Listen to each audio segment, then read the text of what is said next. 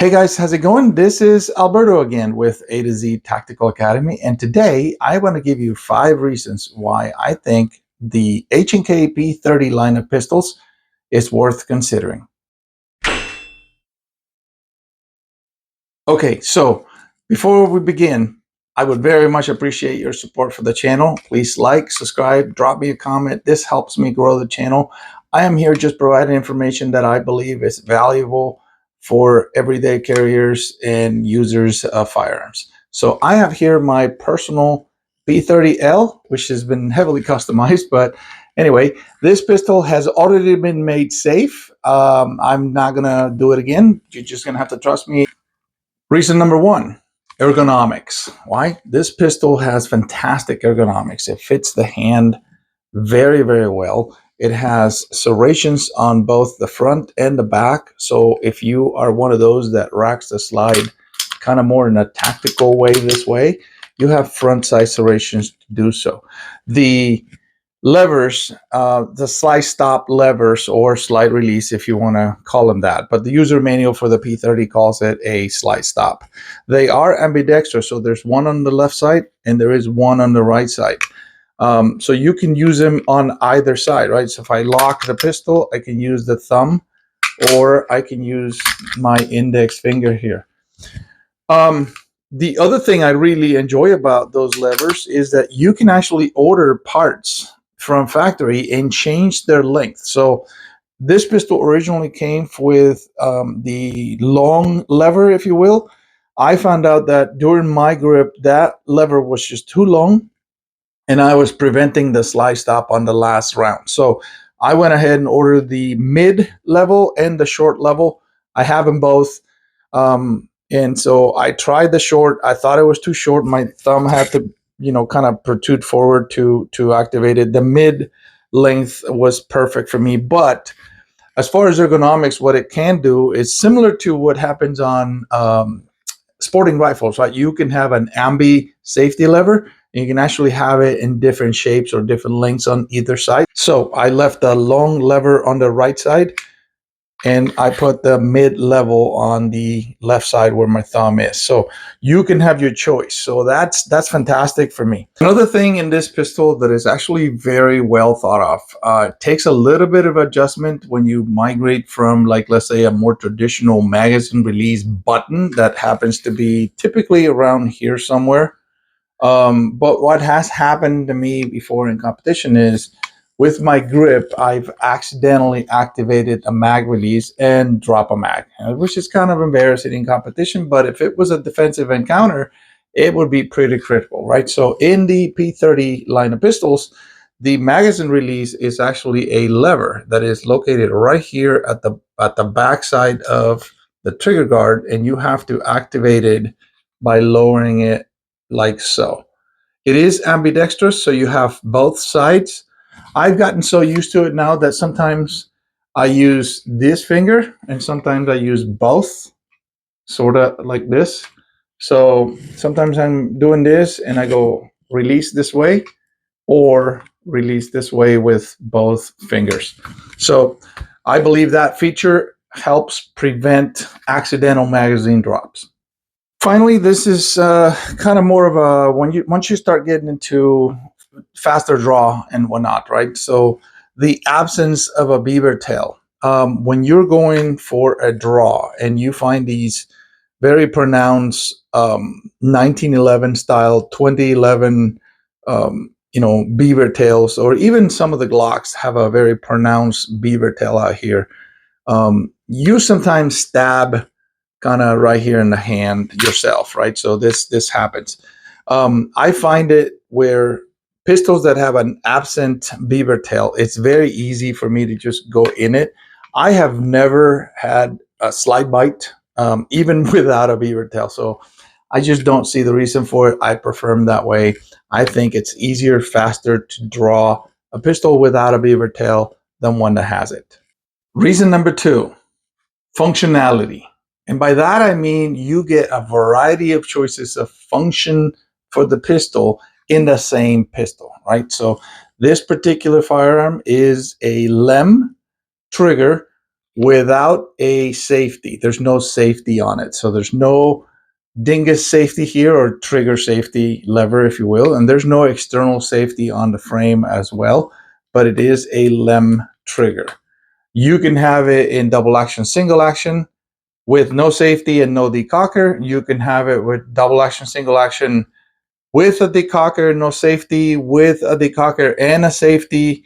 You get a lot of choices for the functions of the pistol. And what's most important is you can actually buy the parts and change the functionality of the pistol. So let's say one day I kind of get sick of the LEM trigger and I want to go to a double action, single action, and I would like to add a decocker, but no safety, right? So I would just go ahead and order from factory or from H&K parts the decocker levers, the internal parts for the trigger to convert it to double action, single action instead of LEM, and then change the trigger to a curved trigger. And I could just do this myself, right? Or your gunsmith if you're not inclined to modify firearms. But all of those parts are kind of nested here in the back. When you take the firearm apart, you'll see there's a nest of little parts in the back here near the hammer. And by changing some of those, you can actually convert your pistol from double action, single action. You can add a decocker. If you want to add a safety, you can do so as well. So that gives it incredibly flexible choices for the user. And I think that's a fantastic reason for it. Reason number 3, adjustments for different users, right? My hands are fairly large, but most manufacturers allow you to change the back strap only. And then the H&K P30, and I think it's the same thing on the VP9, the striker version of this, right? You actually have a right side panel and a left side panel. And in the box, when you buy it, you get 3 choices of each, right? So you get a very flat, a mid, and a very swollen palm swell, if you will, for the right side, another 3 choices for the left side, and another 3 choices for the back strap. So it allows you to customize the grip very, very well. In my case, on my firing hand, I wanted a big palm swell, but I did not want the palm swell on the support hand side. So let me show you here what it looks like. You can see here that on the left side of the pistol, I left the side panel fairly flat, but on the right side of the pistol where my firing hand goes, I put a fairly big bulge in there, right? And then I adjusted the back strap to fit my hand. Reason number 4 is safety. This pistol is standard from factory with a drop safety and a firing pin block. On top of that, this being a LEM model, if you thumb the hammer, it prevents the rearward movement of the trigger, which makes reholstering very easy and very safe. So this is similar to what Langdon Tactical's striker control device that you can install in a Glock, where thumbing the back plate of the Glock with an SCD device install prevents the movement of the trigger. So this is a feature that I really was looking for in a pistol so I can reholster safely. And one of the most important features on safety is the field stripping of a P30 does not require you to press the trigger. Yes, I know if you own a Glock or any of those pistols, and I actually have a couple that you have to press the trigger to field strip the gun. Yes, you are super careful about it. You check it, double check it, triple check it, whatever, right? Point it in a safe direction, whatever, and you press the trigger and you can take the pistol apart. In the case of the P30, it's very similar to a CZ Shadow or a CZ75B or something like that. You move the slide rearward to a specific set, and then you pull the slide lock release lever, and the pistol comes apart without you touching the trigger, which was pretty important. Reason number 5, availability of aftermarket accessories and things to customize your pistol, right? So these pistols share a lot of dimensional features and a lot of characteristics of a newer cousin in the H&K P line the VP9. It's the striker version of this, right? So there is a fair amount of people making aftermarket parts for these. For example, I have this here, the Gray Guns flat trigger. I have a H&K Parts, what they call carry matwell. There is a competition matwell, which is much, much larger, but the carry magwell is just a smaller version of the magwell. I have here suppressor height sights so that they can sort of co-witness with my red dot. There are holsters, there are compensators, there are extended barrels with threads on them. There is a number of accessories out there on the market, which makes it very easy to customize, repair, and substitute parts on these pistols.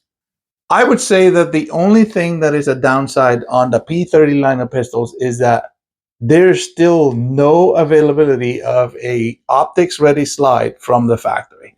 So if you wanted to mount an optic, a red dot, you have to send it somewhere to get machined, and that would permanently make it a optics ready pistol, right? So there's no way to go back to irons only, because they would chunk out a good portion of the slide, and the slide will no longer function if you remove the optic. There are some springs in there that get shortened out. There's some pins in there for the firing pin block that get cut down a little shorter.